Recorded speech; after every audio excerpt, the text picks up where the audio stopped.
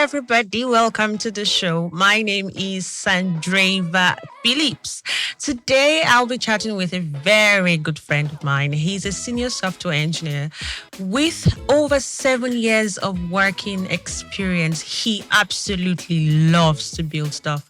So today, I'll be chatting with my guest, Akin, about how he chooses what to build, his thought process throughout the journey, and what happens after building.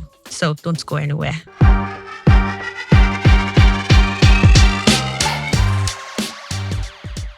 Hello, Akin. How are you doing? Hi. It's good to see you again. It feels like it's been so long.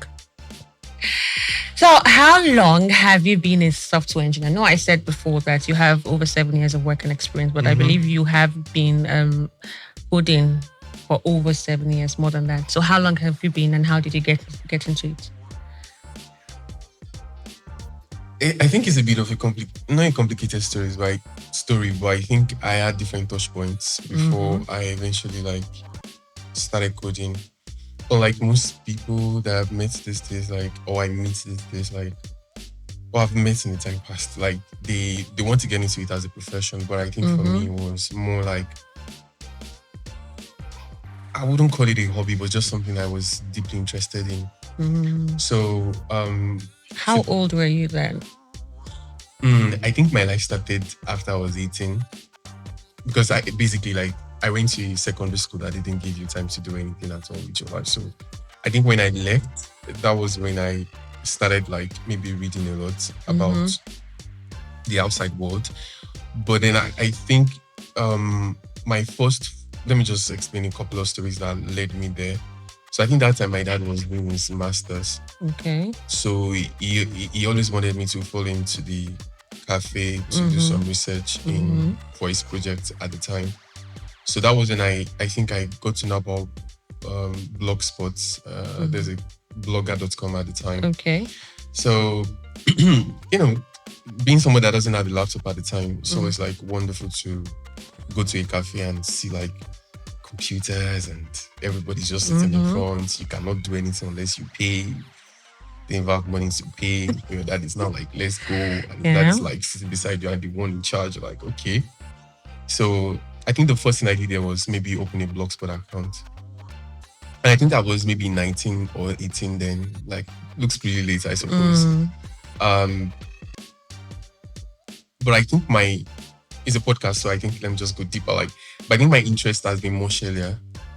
Much earlier. So when I was in GS3, my elder brother gave me a phone.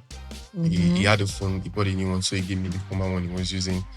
And then we started to do all I could remember the first time that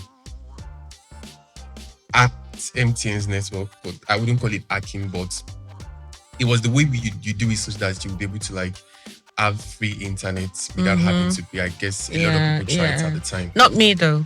I'm a law-abiding citizen. Okay. So I guess most of us did it at the time, and I could remember that very clearly when I downloaded. So they had this MTN shop, and you could. It's all these small phones, G2ME phones. I don't remember a lot of my childhood. So I was able to download the picture of the port without paying anything, and I think I felt really, really, really, really good. And then I think after then, not so much, just playing around the internet until maybe when I was 19 for my dad's Cinema Cafe, build a blog. So that's the preliminary stories. There are a lot of other little stories around that, but I don't want to. But when was the time that you wrote your first programming? Okay, so my first code was on a website called Wapka.movie. There's a site then called Wapka.movie that allows you to write HTML, CSS, JavaScript, and allow you to build really dynamic websites where you can build a social network and all of those things. Write code. They have their own scripting language too. So I built a lot of websites with my phone at the time. So you learned by doing, or you had to go study first? I learned. No, not really. I always tell people I didn't learn. I just started doing. Yeah, I think when you love something, you don't start saying I want to learn. It's like playing football. You don't know when you don't start with a coach like in Nigeria. If you don't mostly you just enter the pitch and then you start playing, and then when maybe other people are playing, you understand like, how did that guy do that shit? Like, okay, so let me try. So I think for me, it was just me to starting to do. And then I remember back then, there'll be days when I'll be like, okay, I don't know how to do this. Then I have to learn for the next couple of days trying to. So I think it was my phone and a notebook at the time. Write a lot of quotes in my notebook and then my phone. But then moving forward to what people would consider much more, what looks like programming to them. So I think then after doing a lot of HTML, and I was actually very intentional about it when I was using my phone, because I knew my dad was going to get me a laptop soon. So I learned it like I was reading for A-levels. What year was this? 2010. 2009, 2010. Yeah. And the funny thing now, this is a very funny story. Before I had a laptop, I built a website. Then there was, so I also had interest in music a lot, but I had very deep interest in music. So at the time, I wanted to learn how to make beats. So my dad got a laptop, but it doesn't work where we live. So it only comes on weekends. So I only make beats on his system when he's around. So when he's not around, I needed an alternative. So that was your alternative. So I had to download an app that allowed you to make beats on a phone. Ooh. So the funny thing is that when I downloaded the app, the company behind the app had folded up.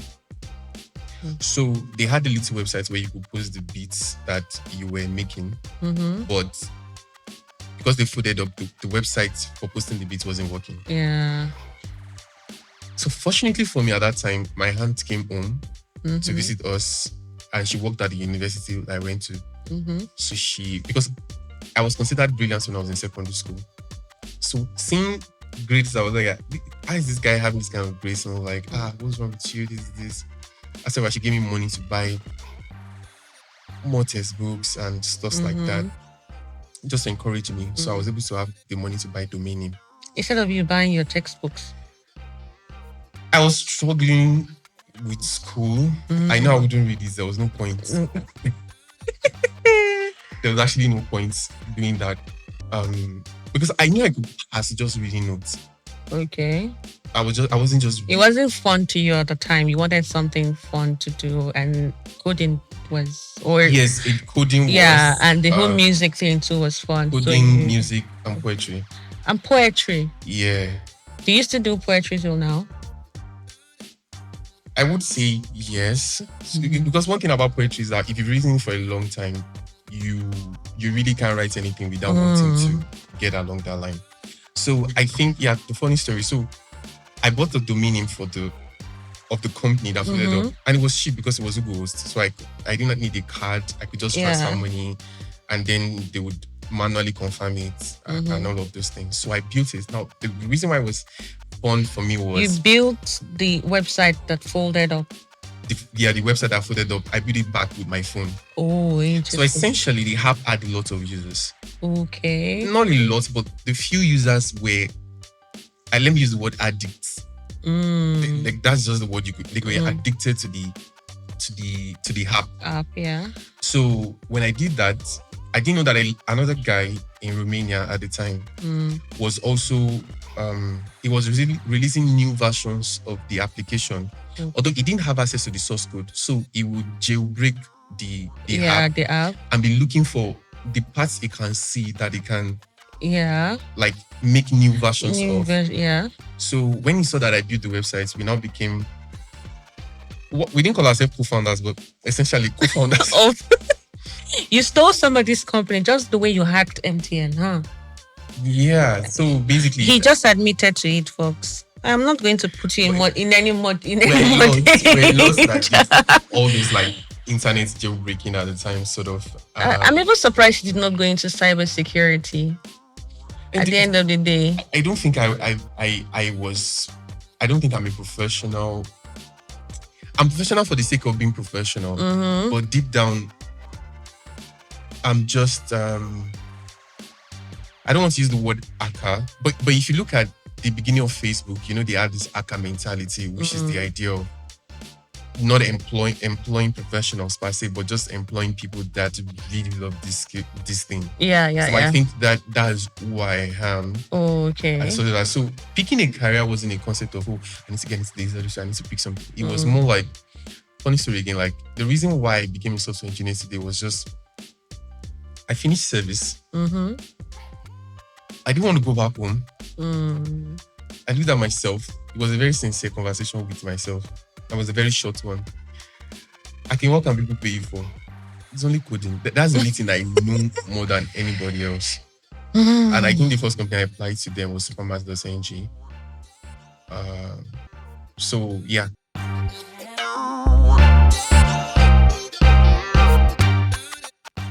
Yeah. So and when did you get your first role? Okay, so my first role was at a company called BeatMama.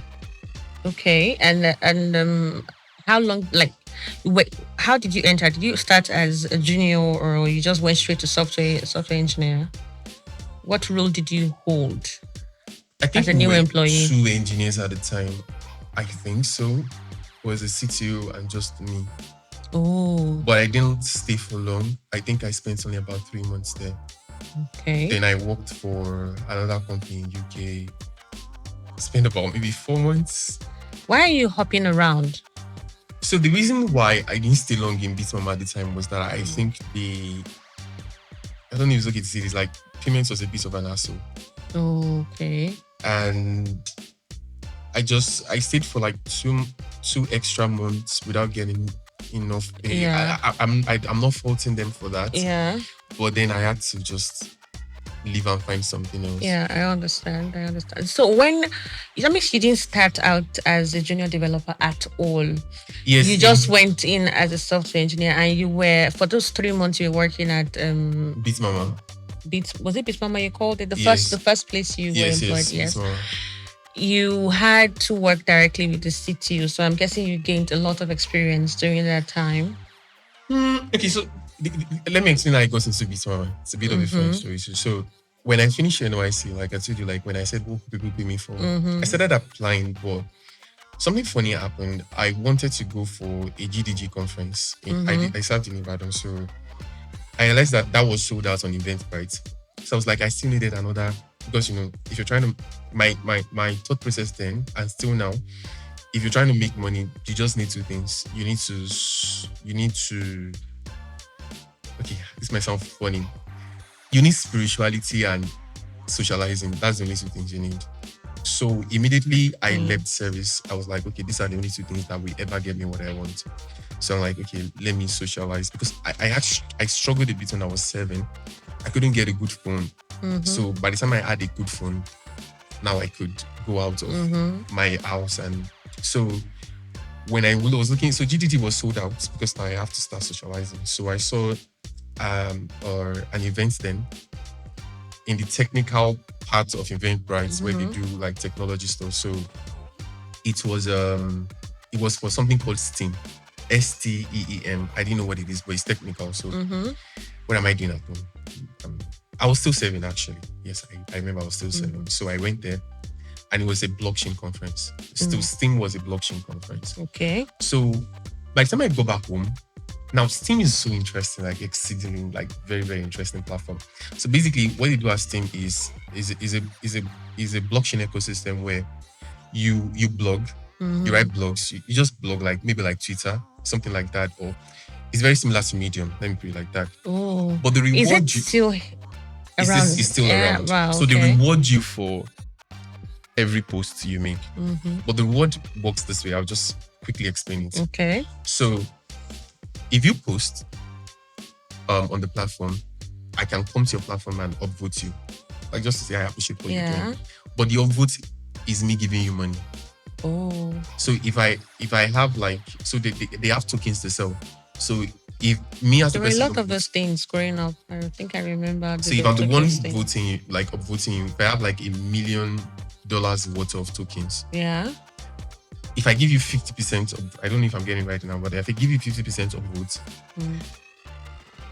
so if I give 100%, which is the highest anyways, for somebody having $1 million, it could be $1,000. That's the effect. Okay. So if I give you 50%, that means essentially I'm giving you $500.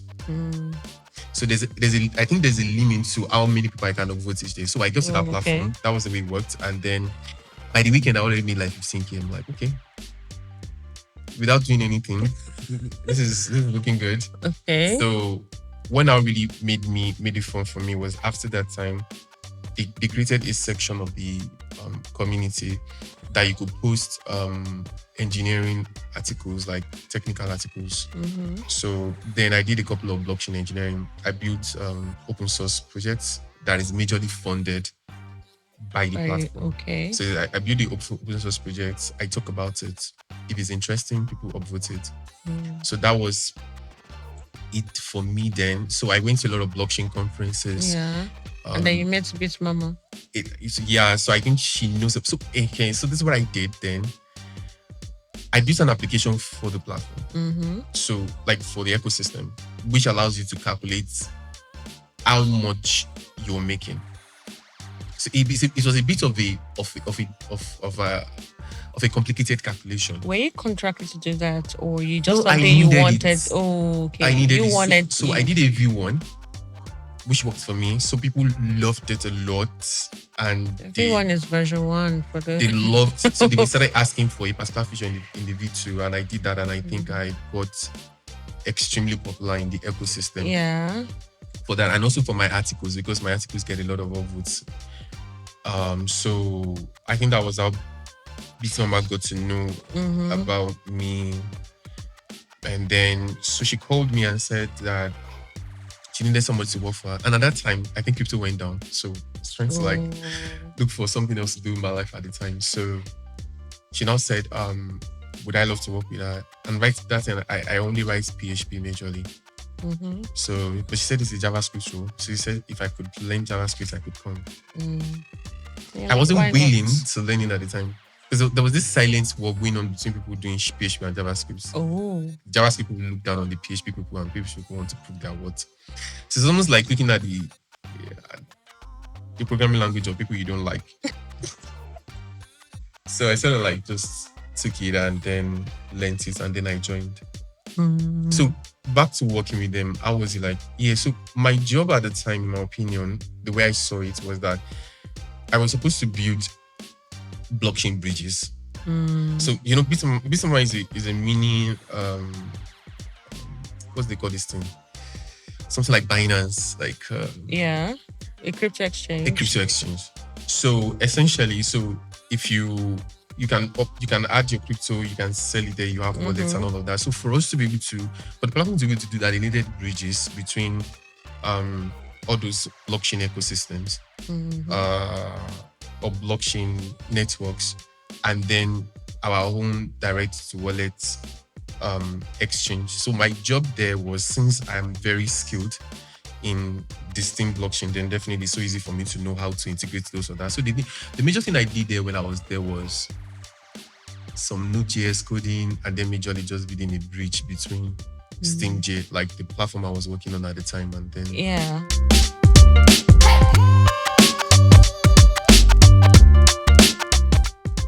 I'm interested in knowing how the shift came to be from being a normal software engineer to being a senior. So I'll give you the day I got called senior. I think I got called senior out of, you should be senior by now. that was happening. I think it was when I was working for a company called Parabit. I think it was when they had a software that they could see people. Like we had like an internal software that allowed you to see everybody working in the organization, more like a digital organogram or something like that. And everybody needed to have a title. Oh. Put senior. Like, okay. How did you feel to be called a senior? I feel like I'd gone past that way earlier, and I think it was no longer a big deal for me as such. And like I told you, I'm an actor, so the idea of senior, I think it only makes sense if it means more money. It's not like It has. I mean, technically, it does mean more money. It doesn't mean more money. It also means you have a lot more responsibilities. As I said, you have to mentor the ones that are coming after you. Yeah, at that point, so the organization I worked for at the time, I think there was a sort of mentoring there, and I think partially in a way, I was already like mentoring some people, because what they normally do is they had new people to the team, and they see those people were not as technically as advanced as you are. So try to tell you like, okay, whenever this person comes to your DM, try to give a little bit of open up your time to at least help them. So I think at the time I was already doing that. So even before you were called senior. Exactly. Even from the stories you've talked about today, I can already see that you were hovering around the edge of senior, even at the time you started working. Yeah. So, yes, I would even say that I don't think I've worked on projects that were more complicated than the projects I worked on before I even started in blockchain engineering. Oh, that's interesting. So I want to know now what you're working on. Like what I'm pretty sure you're building something now, or you're trying to improve something you've built on. Yeah. What are you working on and what are you focused on now? So what I'm working, the reason I said is because I want to like first of all attack it from a philosophical perspective. So what I'm doing now there is a lot more philosophical for me. Which is just I'm trying to give it a name, but it's mostly just me doing things around artificial intelligence. Okay, you're exploring it. I won't say exploring, but yeah, exploring looks like it, but also working heavily in trying to build things. And I think what I'm going to be doing could also involve educating people, but not on a grand scale. Like I just have my, so let me just say what I'm working on at the moment. Right now, we're trying to work on an application or a tool that allows you to have an AI infrastructure that can actually advise you. I think right now we've been really concentrated on using it, but we've not really been concentrated on letting it advise us. And I will tell you what I mean. So I think the AI space right now is the craziest space you can ever think of. And the reason why it's crazy is because the level of advancement that has happened there and how much it's going to change everybody's life is so crazy that if you look at what an ordinary, let me say ordinary, when I say ordinary, like a regular human right now thinks in terms of how AI is going to change his life and how AI is going to truly change his life, I think it's from a scale of like 1 to 10. What I mean is, you're thinking it's going to change your life, like everything's going to change, but you don't know how much. It's 10x what you're actually thinking about. And you can't quantify. That is the same thing for even businesses and stuff like that. So why are we working on this? When you say we, you and who? So you have a team? Yeah, I have a team, but very lean team at the moment. I would even say maybe I'm the only technical person on the team right now. So what we're working right now is just an advisory AI tool, but it's just me like using a special word for it. So I'll just go into a little bit of the features so that we can understand what it is about. So essentially speaking, like I don't know if you've heard about OpenClaw.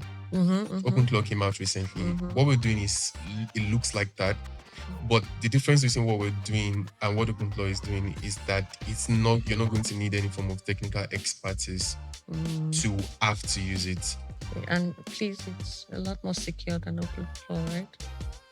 Yeah, it's a lot more secure because I think it's a lot more closed. That's because OpenClaw has been in the heat. Yeah, OpenClaw is open source. But what we are doing will most likely be closed source. Oh, okay. Because I think when it's open source, there is also a technical disadvantage to it because it means the general populace won't be able to use it unless somebody installs it for them. True. And it's still in the works. So you don't exactly have a name for it yet or... Yes, so the only thing we have right now is an AI platform that allows you to use different models, Mm-hmm. all like your major outstanding And that's models. up and running That's now. it's called AI Genius Chat. So you could go there, pay Spell shot again? chats, Oh, chats, chat. chats. Okay. I have an issue with that. So basically, when you go to the platform, you can pick any model Mm-hmm. and then just use it as the model you chat with or to solve your Yeah. your Instead of going problems. to ChatGPT on one tab and You could go to ChatGPT because I think for us, the major problem we're solving is that okay, I would list the problems we're solving. Number one, you don't have to subscribe on our own platform. You just have to. It's a pay as you go system. Yeah. You understand? So, for instance, on OpenAI platform, the GPT platform, like you have to subscribe before you can have access to GPT-5. Yeah. I think 5.2 as of right now. And you don't have access to all the models. They just give you like the major one that you can. So, but on our own platform, you don't have to pay the old $20. You can even pay as low as 200 naira. And even when you're turning that goes as low as 80 naira, we still allow you to use other models. And the second advantage is it's not limited to OpenAI models. We have at least close to about 300 models at the moment that you can actually use. And then recently, we're experimenting with a little bit of tooling. So tooling simply means connecting your model to other tools that you use in real life. Like in real life, I use like your Gmail, calendar, and I know other platforms do that, but I'm sure you've not done that with ChatGPT. No, I haven't. Exactly. So we make it a lot more open and all of that. So right now, like I said, I'm mentioning AI a lot, so it's still very much Nigerian and all that. So that's what we're doing right now. So this one I just said is supposed to replace that sort of. Okay. Because the advisory one. Yeah, the advisory one. So this new one has, let me list out the features. So number one, we want to build a platform that you don't necessarily have to be picking models like, oh, I want to do this. Which one is the best model for me to use? Should I use Claude? Should I use? The feedback we got from people, and we're launched out there. Just to say this, we're launched out there, but not really. Okay. In the sense that we've not even raised any money. We're just telling friends to just use it and then tell us what they think. So the feedback we've gotten is the fact that a lot of people are like, I know, or my team know a lot about models. We know what is good for writing emails. We know what is good for doing that. We know, but they don't know. So they're like, can't you just build a platform that allows that such that we just come there and whatever we're trying to do, a model gets picked in the back end that knows how to do that one well. So that's one thing the new one we're working on is going to have. Then the second thing is going to have, which is very important for me, is access to as many tools as possible. So, meaning access to your Gmail, access to your calendar, you can always integrate. Yeah.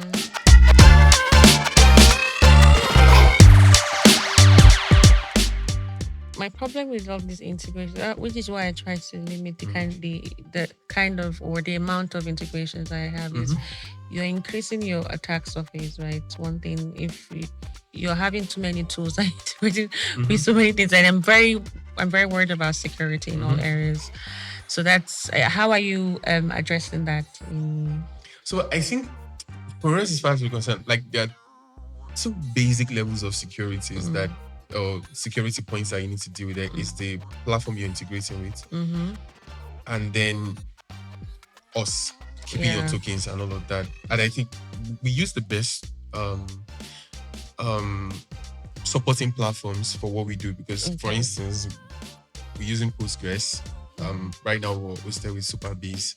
So, and apart from that, we do a lot of audits to ensure that everything works as good as it should, and that everything is secured as much as. But there's still more we could do. Yeah, you get what I'm trying to say. So because you're saying this like you're building an entire business, and I'm like, you're a software engineer, right? And your team is lean. Yeah. So majorly you are like a one-man person with people who help you do certain stuff. Yeah. So how are you able to even decide on this is the project I want to start? How do you begin? How do you choose that? Or was it a problem you saw, a need you saw, and you said, okay, I'm going to try and solve this problem? Okay, so the thing is, right now the team is lean, but for everything I've built, the team wasn't lean. Okay. There were times we worked with like maybe 10 people team, or a 5 people team, or a 4 people team. How do you even gather them together? The funny thing I've realized is that when you have vision Mhm. and you have the boldness to pursue the vision, the people that love the vision will show up. Oh. And they wouldn't even. But I also think it's a fruit from your socializing. Right, because if you have an Yeah. idea and you're just keeping it in, nobody's going to know about it. So you would have built a reputation among the people who know you enough to want to come and work with you and follow through your vision, right? Yes, I think a lot of times. Okay, so as you know, we're close to an extent, so you know a lot of at least a couple of products in the time Yeah. past. And I think one thing that I've learned is that when what you're doing is not for the sake of code, but for the sake of the society, Mm-hmm. you almost can. It's easier to preach. And then I can remember, like, I got an employee sometimes ago because I was gisting with a previous co-founder at the time on Yeah. the road. Like, we're just gisting, talking about like, yeah, we had this, we had that, and they're like, oh, good afternoon, sir. I was like, okay, so I heard you guys talking about this. I'm Yeah. interested, and that was I started working with us. Oh. Because we just, I parked. It was inside the school here. I parked outside and I went to see. It was my co-founder was a student at the time, so Okay. we're just gisting, walking to the gate so we can drive Yeah. off, and then we saw him. And then that is how I've actually just met a lot of people that here. I can remember, like, when we built we had a platform that we built then. I think the software was called Nobus at the time. We discussed that idea for months in the swimming pool. So me and my Okay. friends like swimming Yeah. at the time. So when we go to swim, we were talking about, we'll build it this way. It has to be like this. It will do this. Like, wow, oh my God. Like, so after like 2 months, like, so I can win. Well, yeah. When are we doing this?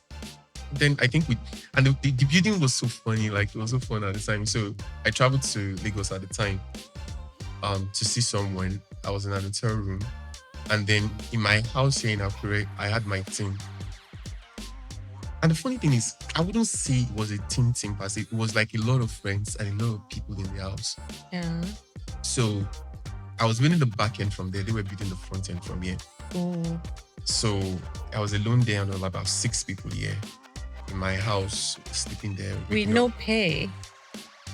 So it wasn't like we no pay. We just don't think money as such. Okay. So it's like, and I think it's also a leadership thing when they know, like, this guy is not using me. Mm. So it's like at the end of the month, like, Alpha, you know I'm the one. So they know I'm the one funding that at the time. So we didn't have an investor or any grants at the time. So it's like, okay, guys, Alpha, you 50K, 100K, 250, like based on how much Yeah. I had at the Yeah. time. And I think the software became, when we started, it was successful because when we almost got done, we started getting contracts and we started using it to build those projects at the time. Yeah, so I said we've not always been like that. So there's a reason why it's exceedingly lean right now. Okay, how do I say this? So even though we're launched out there, we're not No, really. it's not really about the fact that the problem is not with the fact that you're lean per se. It's more about you being able to work with so little resources and still make your work. Oh, Do you yeah. understand? Okay. So I want to, because there's some engineers that are even finding it difficult to build their like first project, right? And here you are, once you see something that you want to do, you're already telling people around, and then you chat about it and then you talk about it. How did you get to this point where you can just easily start up? I would say easily, but you can, more easily than others, start up a project or build a product that you want to do because you have people around you, or even when you're alone. I I think it's the I think it's the upbringing, like I said, aka mentality. I'm not for the sake of getting jobs, I'm full stack. but, but ordinarily, I'm an engineer. Like that's just who I am. And it's not just about coding. In fact, I was much more interested in I wouldn't say the first project in my head was an electric bike. Ooh. When I was in GS3, I thought about that project for years. Did you later do it? I didn't do it because I think the first thing that came to my head was, how do I tell my dad that? So my thought process within GS3 was, our aux fan was the inspiration. You know aux fan? Yeah. When you turn on that fan, it can blow the curtain, but like everywhere is blown up. Yeah. So my thought was, and then at that time I heard that there are some guys in our streets that is powering their house with their dad's battery, their car battery. So I'm like, okay, if car battery power the house, this thing, all it has to do is to be, this aux fan should be under a bike. Then it has to be 2. Yeah. The problem now is the battery. Because I knew the battery could only power lights. It may not even power TVs and all of that. So it was always in my, and I think I got stuck at the battery in my head. But the only way I could do it was now tell my dad that I need him to buy me an aux fan. Yeah. But it's funny because I'm in GSS3 and how did that conversation go? Yeah, so true. that was why I didn't do it at the time. So immediately I left secondary school, I had freedom for the next 1 year. And because I was not a serious university student, I only go to class. When I'm in class, I'm not in class. Like when I'm there, I'm not listening. So and being a busybody inside my head, there are things I needed to do. So now coding was a freedom because now I don't have to think about buying anything. Everything is free. Like one of my best websites then was like this website called PHP Scripts. Yeah. Whenever I go to that site, it's like I'm going to buy. It's like buying all these boxes where they pack Christmas gifts. Hampers. That's the way you used to feel because you will download somebody's like years of work, and then you will download your system. You look through the code, well written, well documented. Like I couldn't do that with hardware. I have to pay money. Yeah, you do have. But to and pay. the funny thing, the scripts are like 4 kilobytes. So when I compare to 100 naira 10 MB, it's like probably like with 2 naira, like wow.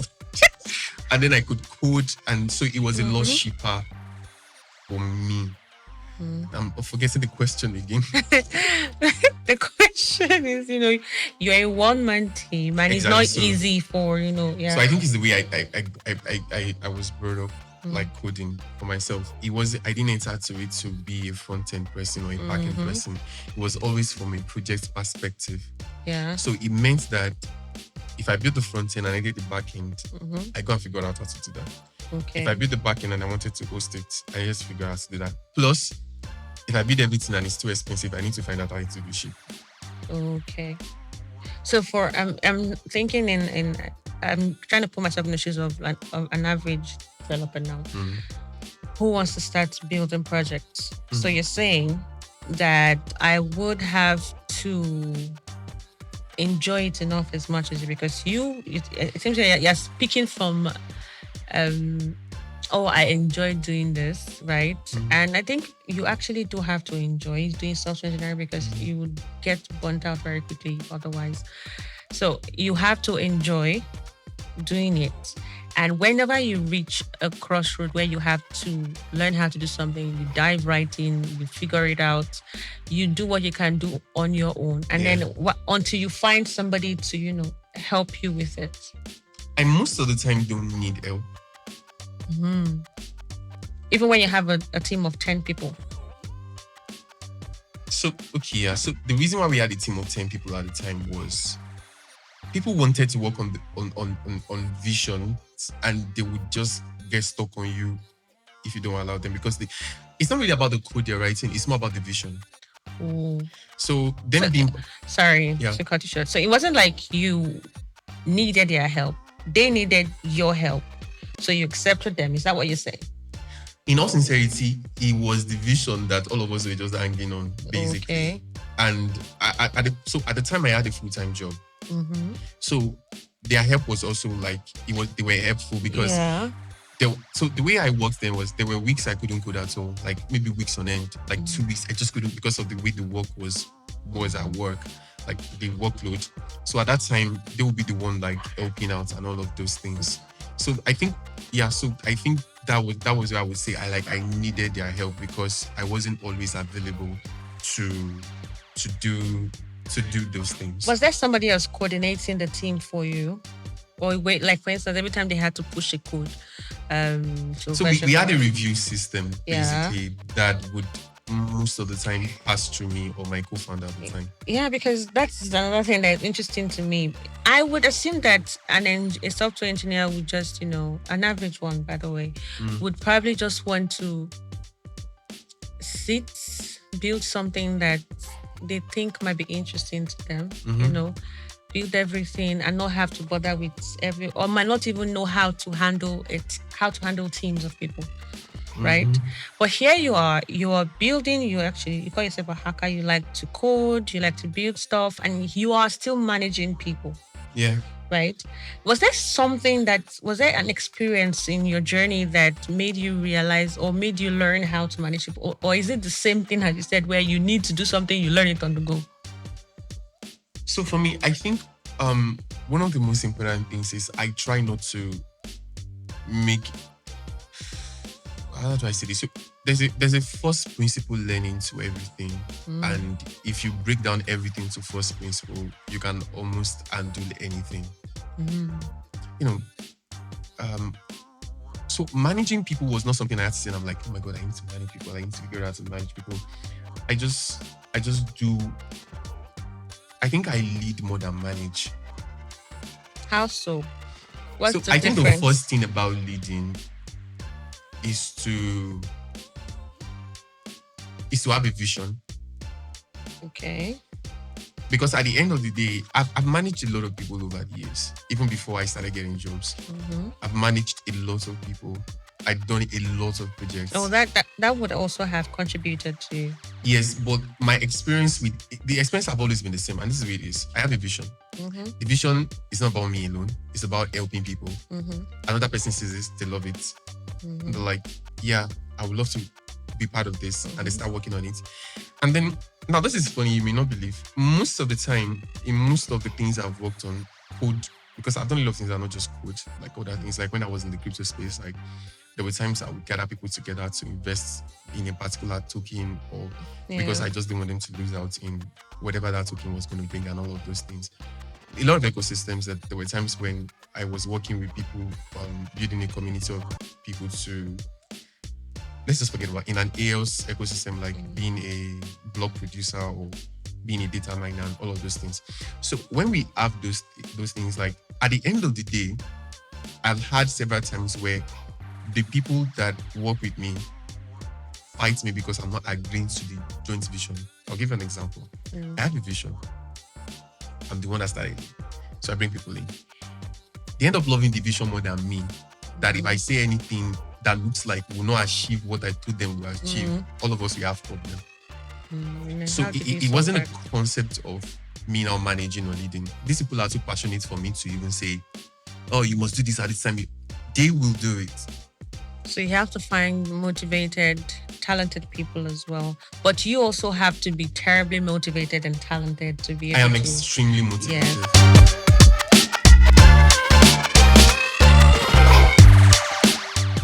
So are you always unintentionally looking for problems to solve around you? Is that how you get your ideas and which products to build and what vision to tackle or to take on next?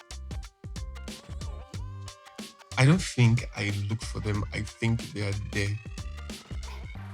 So you just randomly find them?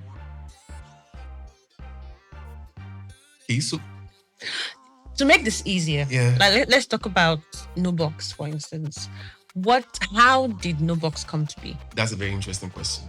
So I know you said you were in the swimming pool and you were just... no, that wasn't even how Nubox came to be. That was how one of the products in Nubox came to be. Because even okay. right now, the products we're building is still under Nubox Labs Limited, which is Yeah. the company. So I'll tell you how it came to be. So it was during Corona. I was at home. It was during COVID, right? COVID, yeah, sorry. Coronavirus. Yeah. COVID, and I was at home, and an idea dropped in my head. What if you would think outside of the box? What were you doing when this idea dropped in your head? I would just want to, try to picture that. I was being. You were... I was just being like. Okay. So it came in my like, and I think that happens a lot for me. Like just random, not random. Like I have that. I think it's just Jesus Christ, God that helps me. Like those things. So I was just here like, if you think outside of the box, you're still aware of the box. So you're not necessarily thinking out of the box. The moment you know you are thinking out of the box, you are in the box. Because the idea of being in the box is for you to have a mental idea that there is a box. I don't know if you get what I'm saying. It's like Christianity too. You can worship, you can be a Christian with awareness of hell or awareness of heaven. Like the deeper it is, the more your journey would look like. So I'm like, the best way to so I felt like the idea of thinking out of the box looks like a way of putting you back in the box. When somebody mentions that to you, it's like, okay, there's a box. Okay. So it's better to not, maybe that's the way kids can think, well, because they're not being aware of the box. Yeah. They have no limits to anything at all. Exactly. Yeah. So I now feel like, okay, so the best thing is to believe that there is no box. And that's where the name came to be. So the name was much more philosophical, even before I think the idea came. Oh. So the first idea was a way by which anybody in the world can interact with data at the level of their expertise. Okay. So what we did then was we built a software that allows you to manage data seamlessly. So the way the application really works then was that when you come to the platform, you create an organization. Under your organization, you create what we call record spaces. And each of those record spaces, you can create records. So like if you have a company, you can create an organization, okay, Sandreva Companies, Sandreva Limited, and then under you can create a record space, name it employees, and then start creating records of your employees. And then with that level of record keeping, we felt like it was somewhat limitless because you can create as many record spaces as you want, as many organizations as you want. And that was the software we built at the time. So we evolved. I still want to know how that software came to be. Like, how did you choose to build that software? Like, how did you think about it? So I think, if I can remember clearly, I think it was about me having to store data. Oh, so it was a need that you saw that you needed, right? Yes, it was me having to store data. And I think it came from storing notes. Oh. Okay. So I used to type a lot of notes. And I wanted to store those notes somewhere. So then if you check my GitHub page, there is a place where I built this thing is very much common now, but at the time I felt like it was something I didn't see. Mostly if you're not using an iOS device, where as I'm typing the notes, it's getting saved automatically no matter the device I was trying to save it in. But I needed something that could save data much more. And then I was more active in the church at the time. So I wanted to also help them to save data. So it was more like helping organizations save data endlessly. Okay. But individuals, such that at home you had a software that you could save data at home. When you go to church, you can save data. When you go to work, it's just endless. That was just the major idea we had at the time. And then we started building it, but it evolved. And why did it evolve? We got a contract. So when we built it, we also built we have what we call a developer mode. So developer mode simply means if somebody comes to your organization and needed your data to maybe generate a graph or a data analytics, they needed to have an API access to all your records. Okay. So we add developer mode. So when you toggle it on at the time, Yeah. it will give you all the API access and all of that. Mhm. So when we got it, so after we built it, that was after COVID, we got a contract from a company, I think, I don't know, Senegal or something. So to build a software, the software was to manage a research center, a very big one. Yeah. So they wanted a software that would manage everything that they do, everything from eating, from ordering, from kitchen orders, from renting halls, from booking space, and all of those things. So we felt like, okay, we have developer mode. So essentially, it went from being a data company to a backend as a service backend company, as a service. Yeah. because we just kept on Yeah. building and building and building. So yeah. So, because this all things interesting to me now, because it seems like the way you were brought up had a significant influence in how you think about things, how you build things. In your case, because it seems you first start looking at the things that you need at the particular point in time. You need, and you realize, oh, this might actually solve a problem for a lot of other people, right? And then you start building on your own, and then you talk about the vision, and then people, who are also crazy about the vision come along and join you, and then here you have a team of people that you're working with. I think that is interesting. So I want to know, for an engineer now, if I was going to, no, I don't want to ask that, because at the end of the day, if we have, it's all about first satisfying a need that you have. I think that's the easiest way to start building products that is helpful to the society. Is it satisfying your own need? Are you socializing enough? Are you reputable enough to still draw people closer to you and stuff like that? Right? If you're trying to build a product, is what I'm saying. Like, do I socialize enough to be able to draw people? Yes, because you mentioned socializing, and you're only socializing because you're only able to draw people in because you're reputable, right? You're trustworthy.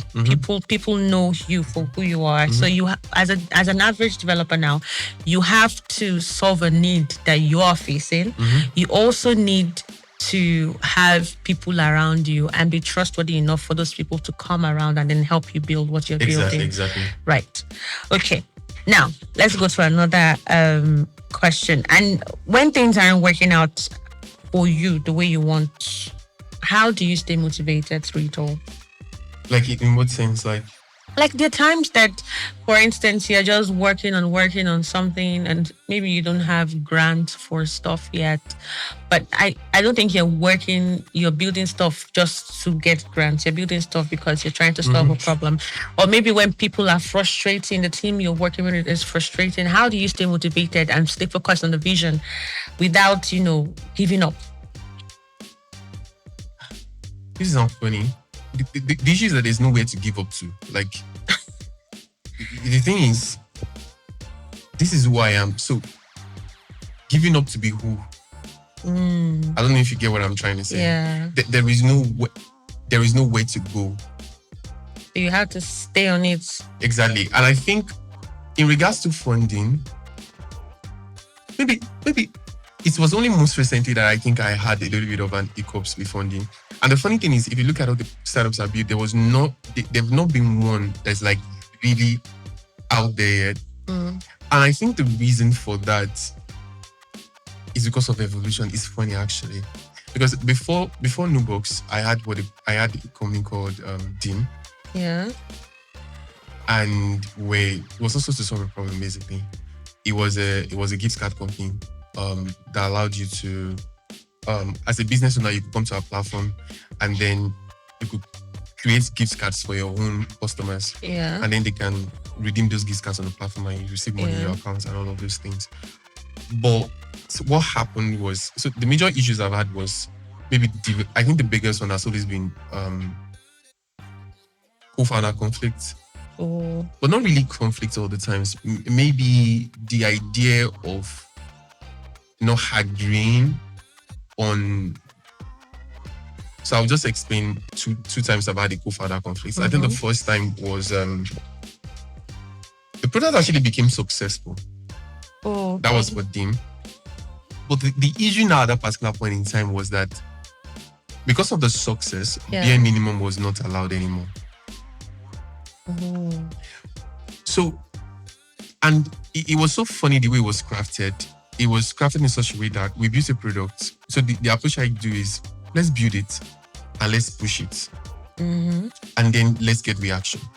Okay. So we did it, we pushed it. We even employed like a marketer at the time because we were in Accra then and we wanted Lagos. We wanted to see what would happen in a space like that. So we got a marketer to push it there. And oh my God, it was a very interesting find. So that was when we found out that people were knowing, like their businesses was facing payment problems so much that they were saying, can you guys stop giving us gifts? Can you find a way by which when somebody transfers money from a bank and it's not going through, they can use your platform to transfer money and it to go through. That was what everybody wanted. So it was very nice that people were it was painful, like, and that was before Money Point. So the issue at the time was now that when it was not being funded, but that meant that if we went into that space with the money that I had, because I was still working at the time, I could still gather some money together. We could work our ass off, get enough traction, and then get funded. But it felt like at the time, my co-founders were sort of like, in my opinion, that is just what I think. They are hearing me right now, but that is what I just believe. They weren't comfortable with that little moment of just giving it all. Because that meant at that time, it was not going to be coding alone. We're going to have to move to Lagos, get an office, talk to a lot of business owners, maybe be on site to understand how it works, maybe have POS device. It wasn't going to just stay in at the office. It's going to involve a lot more. And I think that made them not want to do it. And the reason why I couldn't go forward was that they weren't upfront about it. So the plan then was, and we already had no box. So within the company we had no box, we had Dim. So it was like, okay, since everybody's in, we can manage both of them together. So by the time they left, that just died a natural death because I just chose no box instead. So you had to make it was either I shoot no box in the head or I shoot that, so I picked no box. And you still had that contract to work on at the time, the one from Senegal, or was it before that? Yeah, so we finished that one. Sort of like we ended it, yeah.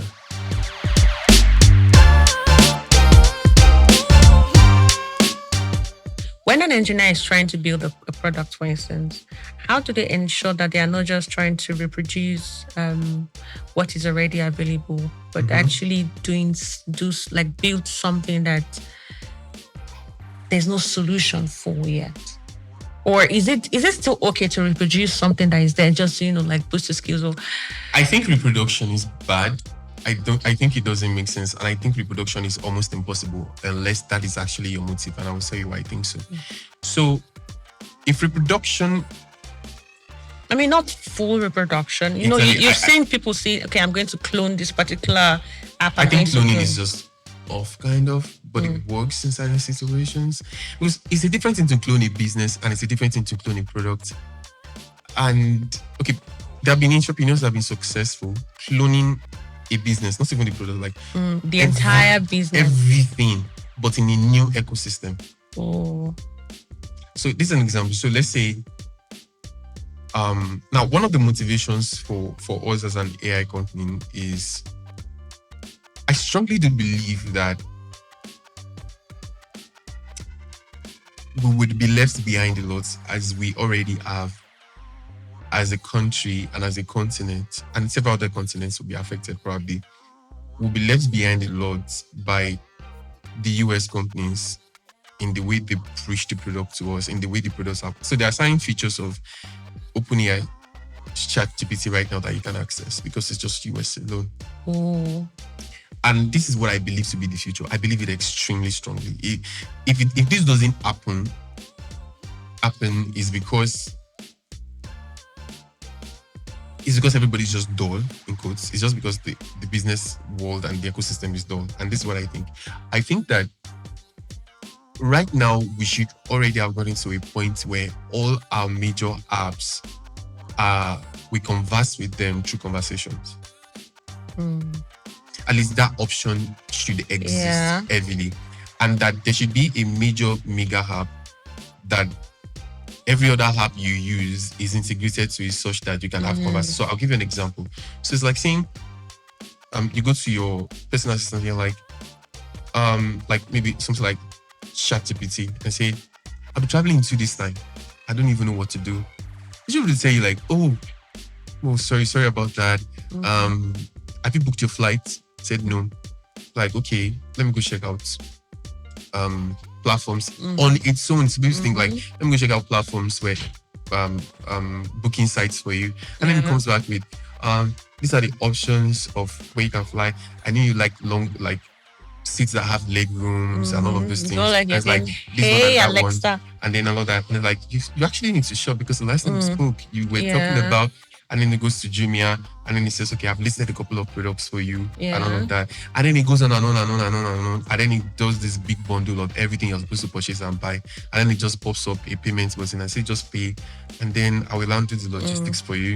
And then it integrates with a logistic company, which was a product we're trying to build at the same, like a decentralized logistic company where it's just through maybe something like GIG.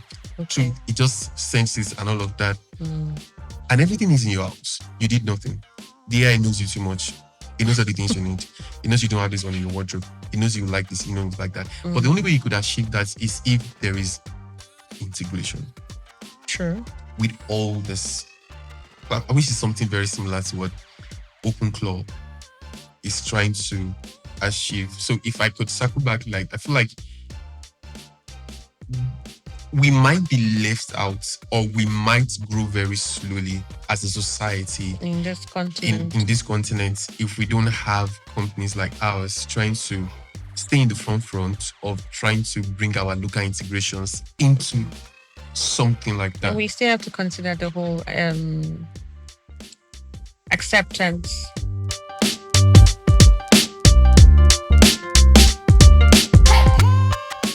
Let's talk about good engineering versus bad engineering.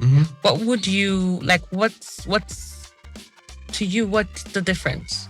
Like, what are the separate styles?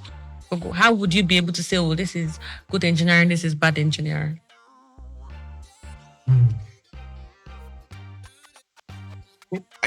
I think I'm more of a product engineer than just a regular software engineer. So I'm trying to like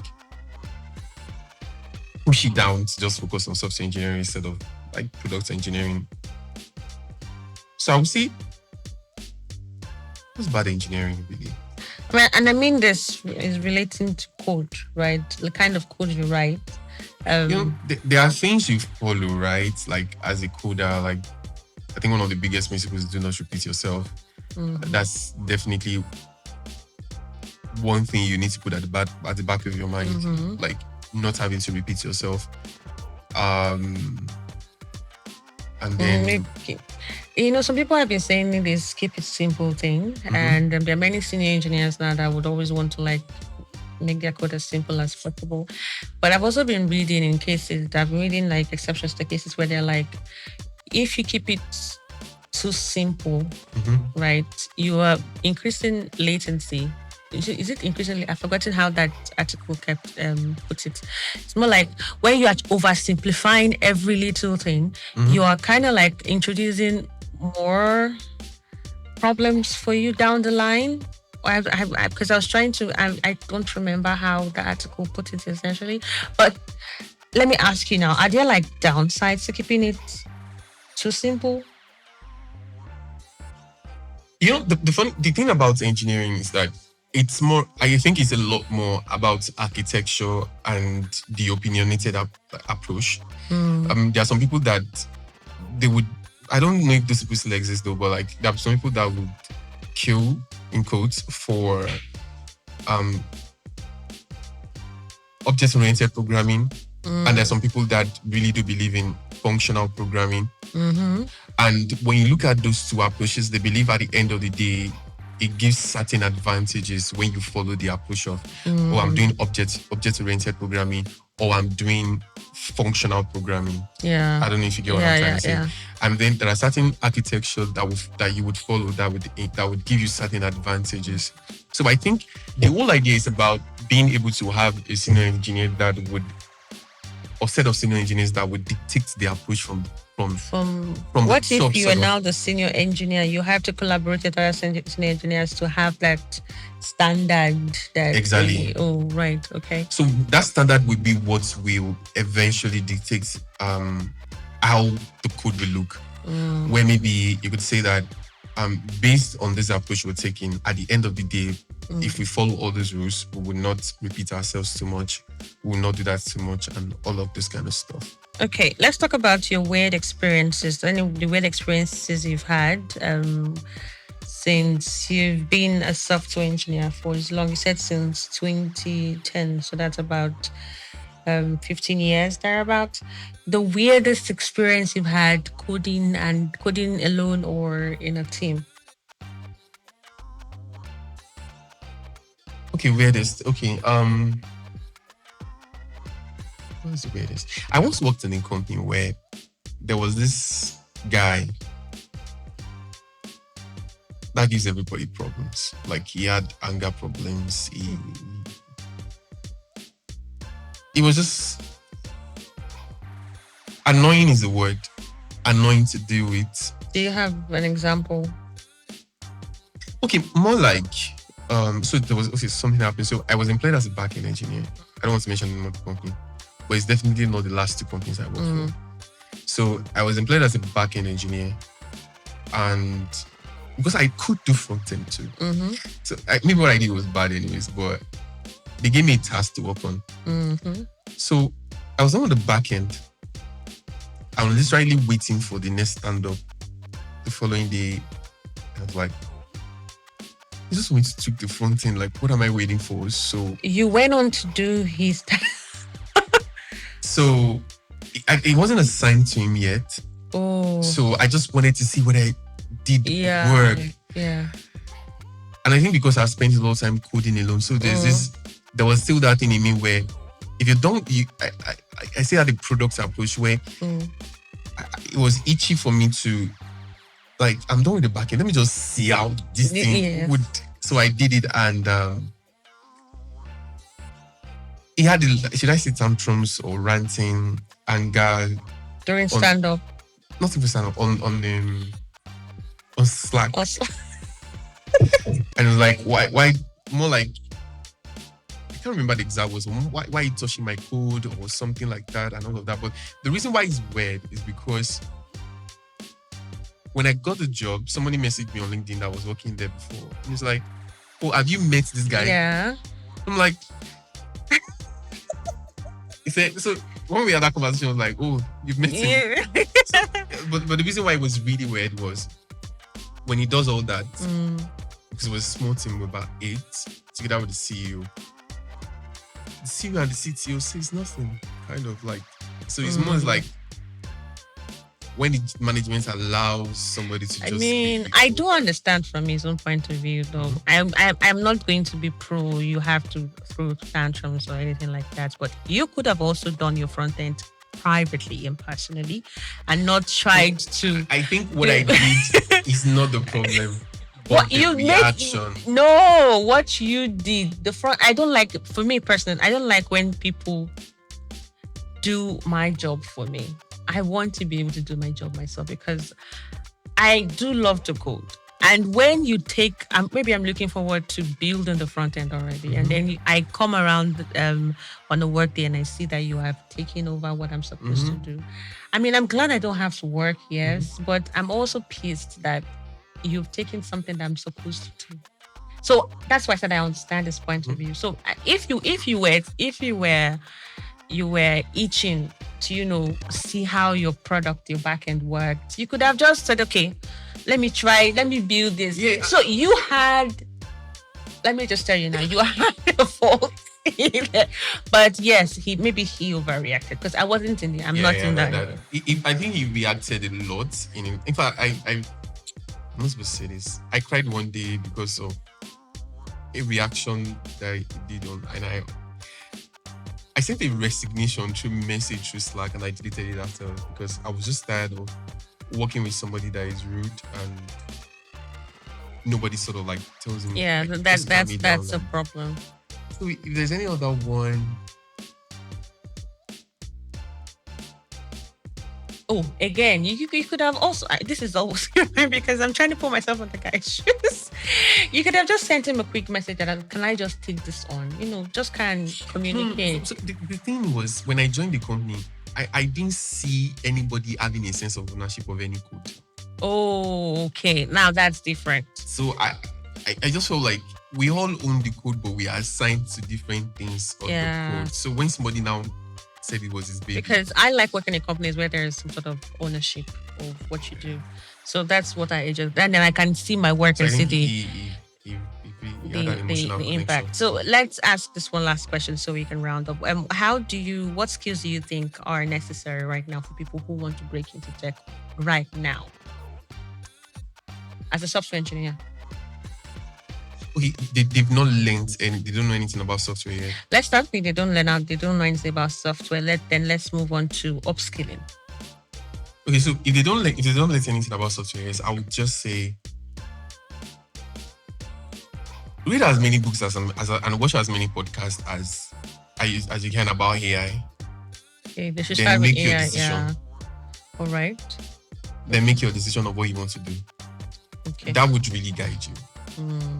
But when you say you should read books and watch as many podcasts about AI, that means you're leading them to AI at the end of the day. No, I think it has changed the ecosystem in such a way that if you don't understand what AI is going to do, you will make a terrible decision.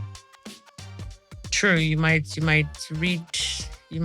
go in a direction where you'll be obsolete instead of moving towards the future. No, okay, so let me explain why. Okay, let's say I want to say let's just say I'm leaving AI out of the game and I'm saying, or out of the conversation, and I'm saying, just as a software engineer, what should you do and all of those things.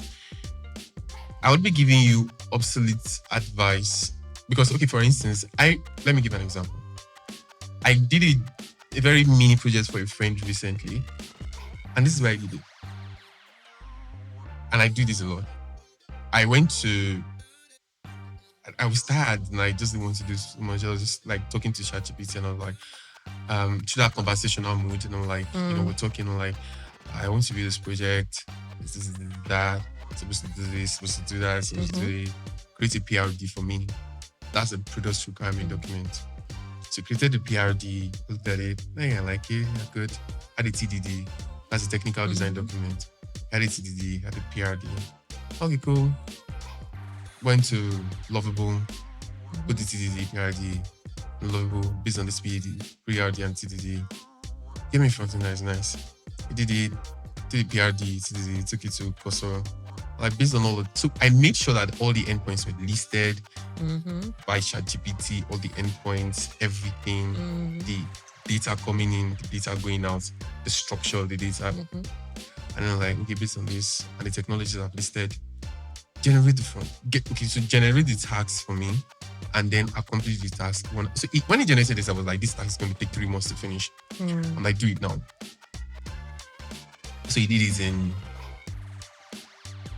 maybe 30 minutes or an hour. And then afterwards, I just tested the endpoints. Some of them were not working well.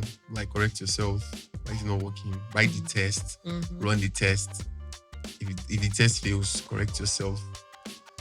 And I only put like very few code to finish it up. So look at that. Now, there is no reason why you want to be a software engineer that wants to write that from scratch. True. Is that like you're not helping me? You're not helping yourself. Nobody is being helped here. So you just have to be able to understand and ask yourself. So if I want to be a software engineer, with the new realities of things, me being able to do that, and the possible realities of things, what do you think the ecosystem of being a software engineer is going to look like? Is it still going to serve the aim or the purpose of why you want to come into that industry? I don't know if you get what I'm trying to say. Yeah. Because now we are in a shift So in between that shift, it's hard for you to really make. You can make a decision, and the shift happens, and you realize that that decision is not really what you would have wanted because it has been changed and Yeah. altered in the Yeah. way things actually work. Mm-hmm. But if you're not trying to overthink in that regard, I would just say better jobs would be. I think there will be a lot more data centers. I think there will be a lot more power stations. I think power could be more expensive, a lot more. Oh, so essentially they have to read as many books and the research about AI and the capabilities right now before making a decision about something. I think that also relates to those looking to upskill. It also answers the question of those who are going to be Yes. going to be upskill.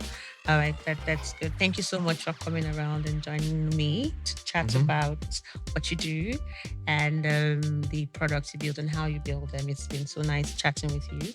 I hope you guys enjoyed yourselves as well. And that is all we have for you today on Off the Terminal. I hope to see you sometime soon in the future. And until then, stay jiggy. Don't forget to subscribe and follow us on Instagram at Off the Terminal. Share this video with your friends, as many as are looking and interested, in software engineering. So thank you so much for joining us again. See you next time. Bye-bye.